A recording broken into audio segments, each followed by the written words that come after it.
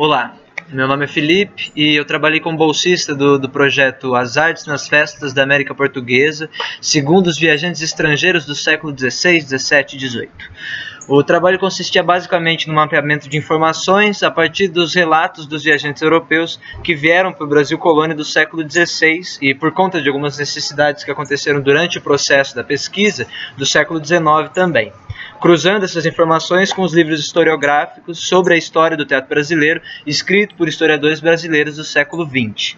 Em relação à bibliografia dos relatos dos viajantes europeus, foram lidos A Viagem à Terra do Brasil, de Jean Léry, Tratado da Terra do Brasil, de Pero Magalhães Gandavo, Tratado Descritivo do Brasil, de Gabriel Soares Souza, Viagem às Nascentes do Rio São Francisco e pela província de Goiás, Viagem pela província do Rio de Janeiro e Minas Gerais, Viagem pelo Distrito dos Diamantes e Litoral do Brasil.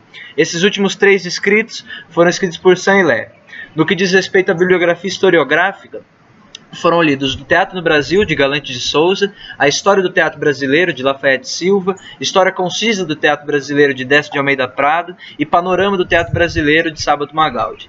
Em relação ao que escreviam os viajantes do século XVI, no que diz respeito ao interesse da pesquisa em questão, eles narravam basicamente festividades, cerimônias e rituais indígenas. O que há em relação à cultura europeia se manifestando aqui no Brasil eram referentes ao teatro jesuítico ou a missas que eram realizadas pelos jesuítas, porém eram relatos bem pequenos que proporcionalmente em relação ao que é escrito sobre os costumes indígenas é praticamente nada. É válido ressaltar que o que hoje é lido enquanto manifestação artística dentro desses rituais e festejos indígenas, no contexto em que aconteciam, não eram realizados na intenção de produção artística. Naqueles contextos se tratavam de partes do ritual inteiro, que também se conectavam ao modo de vida que tinham. Não havia essa distinção, por exemplo, entre festa, ritual, arte e vida. Tudo era a mesma coisa. Tudo era parte da vida e da manifestação cultural desses povos.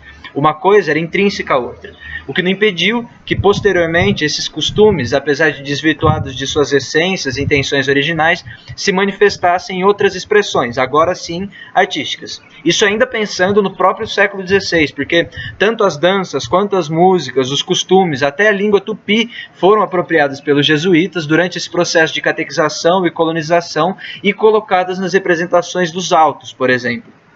No entanto, quando é lida a bibliografia historiográfica, é perceptível que essa leitura não é feita. No que foi lido em relação à formação do Teatro Nacional, há pouquíssimas citações referentes a esses costumes, a esses festejos, danças, os rituais, enquanto elementos formativos da cultura e do teatro brasileiro. Há basicamente referências a procissões e representações de autos e comédias, sempre relacionadas a cerimônias cristãs ou então a visita de alguma pessoa importante para a manutenção dessa relação entre metrópole e colônia. No que diz respeito às manifestações e procissões, são registradas na bibliografia estudada, durante o século XVI, cerca de 16 peças apresentadas, todas essas presentes em contextos festivos religiosos cristãos. Sobre o século XVII, os historiadores escreveram em relação ao vazio teatral que ocorreu no Brasil, apresentando possíveis motivos e ainda assim referenciando os poucos registros documentais que restaram em relação a essas festividades e as manifestações que ocorriam dentro dessas festividades. São relacionadas dentro do século XVII 10 representações teatrais. No século XVIII, houve, a partir da segunda metade, a construção de diversas casas de óperas por todo o Brasil, edificadas exclusivamente para essas representações, o que não desfez completamente o costume anterior de que essas representações e manifestações artísticas se apresentassem dentro dessas festividades religiosas ou então em alguma espécie de cerimônia de recepção dessas pessoas importantes, como os bispos, governadores, príncipes, ou então em cerimônias como casamentos, aniversários, dentre outras. Porém, é nesse momento que começam a aparecer no Brasil apresentações de peças que aconteciam independentemente dessas situações. Porém, essas não eram a maioria, pelo menos no que é dito pelos historiadores cá tratados que tiveram como fonte as documentações da época. São relacionadas no período do século XVIII cerca de 107 representações teatrais e 8 procissões, que também continham diversos elementos teatrais, artísticos em suas composições. Dessa forma, o que foi possível de ser concluído é que a bibliografia historiográfica estudada, como já dito anteriormente, não leva em conta as manifestações dos povos originários enquanto formadoras da cultura e da arte brasileira, o que resulta na continuidade do apagamento histórico-cultural promovido pelos colonizadores europeus, porque apesar de citarem rapidamente alguns costumes, não os levam em consideração como basilar da cultura e do teatro nacional. Há, ao meu ver, dois modos de interpretar esse fato. O primeiro é que, se tratando de manifestações artísticas que aconteciam, como já dito anteriormente, enquanto partes de um todo, de um ritual verdadeiro para os que o faziam, os indígenas, chamá-las simplesmente de arte é desvirtuar o sentido que tinham para esses povos que as praticavam. Sendo assim, seria também um desrespeito. Porém, em segundo lugar, ignorar a presença dessas manifestações e negar que elas formaram e ainda são intrínsecas a diversas manifestações culturais que acontecem até hoje no Brasil, não é sinal de respeito nenhum, muito pelo contrário.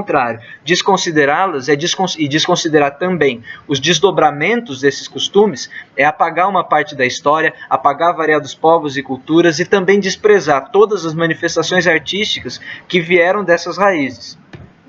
É possível também concluir que, nesse período tratado, as manifestações artísticas, tanto as indígenas quanto as europeias, adaptadas ao contexto américo-português, sempre ocorriam dentro das festividades, celebrações, cerimônias e rituais das respectivas culturas. Dificilmente aconteciam isoladamente, ou seja, para encerrar, é possível dizer que o ambiente festivo sempre foi palco de manifestações artísticas e culturais dentro do Brasil colônia.